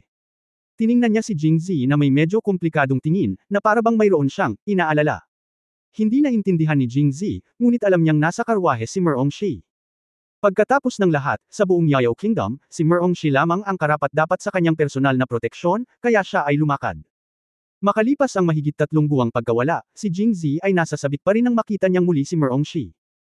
Agad na bumalik sa kanyang isipan ang unang pagkikita ng dalawa mahigit 3 buwan na ang nakalilipas, mula sa magkakilala hanggang sa magkakilala, mula sa magkakilala hanggang sa pagmamahalan sa isa't isa, mula sa magkakilala hanggang sa paghihiwalay. At ngayong muli tayong nagkita, ang damdaming iyon ay hindi maipahayag sa mga salita. Kaya't nang tumakbo si Merongshi patungo sa kanya, si Jingzi ay tumakbo rin patungo sa kanya ng may malalaking hakbang. Hindi naman kalayuan ang distansya ng dalawa. Bagamat na unang tumakbo si Merongshi, hindi naman mabilis ang kanyang takbo, at napaka-partikular niya sa pagtakbo, na parabang natatakot siyang mahulog, kaya parang medyo mabagal ang kanyang pagtakbo. Kaya't bagamat tumakas si Jingzi, mabilis siyang lumapit kay Merongshi at niyakap ito. Ms. Zir. Marahan na tumawag si Jingzi, saka inabot at marahang hinaplos ang itim na buhok ni Merongshi. Ms. Sir. Sa katunayan, nang tumakbo si Merongshi patungo kay Jingzi, nahihirapan siya sa kung ano ang itatawag kay Jingzi matapos siyang makita, at kung paano kumilos ng mas nakalaan. Gayunpaman, ibinalik ng bukas na mga braso ni Jingzi ang kanyang isinigaw. Ang mga salitang, Ms. Zir, ay ganap na nagpawi sa kanyang mga alalahanin. Diretso siyang lumapit sa mga bisig ni Jingzi at tinawag ang titulong ilang buwan nang nagsasanay. Bagamat siya at si Jingzi ay kasal na, at mayroon na silang relasyon. Ngunit ang oras na kanilang pinagsamahan ay masyadong maikli, at sila ay naghiwalay ng higit sa 3 buwan. Kapag hindi nila kasama si Jingzi, tiyak na hindi mag-alala si Merongshi tungkol sa mga pakinabang at pagkalugi. Laging maraming iniisip. Nagdadrama lang ba siya sa okasyon? Sa sobrang tagal ng paghihiwalay niya, kakalimutan na ba niya ang sarili niya? Ganoon pa ba niya ako magugustuhan kapag nagkita ulit kami? Ang mga babaeng umiibig ay lahat ay kaina-hinala. Kahit si Merongshi, na reyna ng Yayao, ay hindi kumpiyansa kung minsan, kaya't nahihirapan si Merongshi. Ngunit nang makita niya si Jingzi, yamakap sa kanya, at niyakap niya ito ng mahigpit, lahat ng nakaraang problema ay nalutas. Siya pa rin pala ang tao, at nag-o-overthink. Tama na. At least ipinapakita nito na hindi siya nagtiwala sa maling tao. Ang maliit na ulo ni Merongshi ay nakapatong sa balikat ni Jingzi, hinaplos ito ng marahan, na napaka-cute. Hayaan mo, bitawan mo. Habang magkayakap ang dalawa, biglang may umalingaw na sigaw mula sa kanilang tabi. Hindi na kinailangan pang itaas ni Jingzi ang kanyang ulo para makilala ang may-ari ng boses. Sino pa kaya ito maliban kay Chuxia, ang santo ng Yayao? Bilasan mo at bitawan mo. Nang makitang hindi pinansin ni Jingzi ang kanyang mga salita, hindi nasiyahan si Chuxia at hindi na muling nagsalita. Nagsimula pa siyang kumilos, hinawakan ang kamay ni Jingzi at hinayla siya palayo, pinilit siyang humiwalay kay Merongshi. Hindi nakaimik si Jingzi. May sakit ba itong babaeng ito? Ilang beses ko na bang sinabi sa'yo na huwag kang matuwa, bakit ang sangit mo pa rin? Pinagalitan pa rin ni Chuxia si Merongshi. Hindi rin nagalit si Merongshi. Sa halip, tapat siyang tumayo na parang estudyante sa elementarya na nagkamali, bahagyang ngumiti. Ngunit ayaw ni Jingzi, at sinabing hindi nasisiyahan, nangako ako sa iyo Chuxia, medyo mahigpit ka ba? Posible bang may crush ka sa akin? Nagseselos ka ba kapag nakikita mo akong nakayakap sa iyong reyna? Gusto mo ba kung crush mo ako, dapat sinabi mo sa akin ng mas maaga. Huwag kang mag-alala, ako ay isang napakamapagmalasakit na tao pa rin tulad ng iyong yakapin. Kahit na ang iyong uri ay malaya na magbigay ng isang tao, kahit na libre mo ako, hindi ba? Ibinuka ni Jingzi ang kanyang bibig. Hinawakan siya sa kanyang mga bisig, ngumiti siya at sinabing, hayaan mong yakapin kita. Mukha siyang weirdo. Saan mo naranasan ito noong unang bahagi ng tag-araw? Napatulala siya sa lugar, at pagkatapos ay ang kanyang mukha ay naging pula tulad ng isang hinog na mansana sa taglagas. Itinuro niya si Jingzi at nag-alinlangan, hindi nakapagsalita. Pagkaraan ng mahabang panahon, bumigkas siya ng ilang salita, ikaw. Ikaw ay nagsasalita ng walang kaparirikan. Kung hindi dahil sa katayuan niya at ng reyna, gusto ni Chuxia na bunutin ang espada gamit ang nanginginig niyang mga kamay, at kailangang makipaglaban sa kanya hanggang sa kamatayan. Gayunpaman, hindi siya pinabayaan ni Jingzi ng ganoon kadali, at ipinagpatuloy ang pang-aasar sa kanya, ano, mali ba ang nasabi ko? Hindi. O hulaan ko ba kung ano ang iniisip ko, at nahihiya ka? Bagamat si Chuxia siya ay isang santo at magaling sa martial arts, ngunit hindi pa siya nakatagpo ng kasuklam-suklam na tao gaya ni Jingzi sa mga mata ni Chuxia, kasuklam-suklam si Jingzi kung maglakas loob siyang mostiyahin ng isang babaeng tulad nito. Kaya tumigil si Chu Xia sa pagsasalita dahil hindi niya alam kung ano ang sasabihin. Si Jingzi, sa kabilang banda, ay nagtagumpay at hinabol ang tagumpay. Kasabay nito, hindi niya nakalimutang hampasin siya, sinasabi ko si Chu Xia, bagamat nagpa siya si Zier na ibigay sa iyo ang posisyon ng Reyna, dapat mo ring tandaan na ibinigay niya ang posisyong ito sa iyo. Magaling ka, hindi lang kay Zier wala kang pakialam, pero hindi ka pa naging Reyna, bakit parang Reyna ka? Ngayon wala ka ng kontrol sa ginagawa ni Zier. Hindi ka ba medyo tanga? Masungit ka ba? Binata, ipinapayo ko sa iyo na alagaan mo ang iyong sarili. Ngayon, galit na galit si Chu Xia. Kung ang panunukso ni Jingzi ngayon ay para lang sadya na asarin siya at ilabas ang kawalang kasiyahan, titiisin niya ito. Pagkatapos ng lahat, ang panunukso sa kanya ay hindi isang malaking bagay kung susundin niya ang mga patakaran ng Yayao Kingdom, kailangan niyang pagsilbihan si Jingzi sa kama sa hinaharap. Miles. End of this chapter. For more updates, click on the notification bell.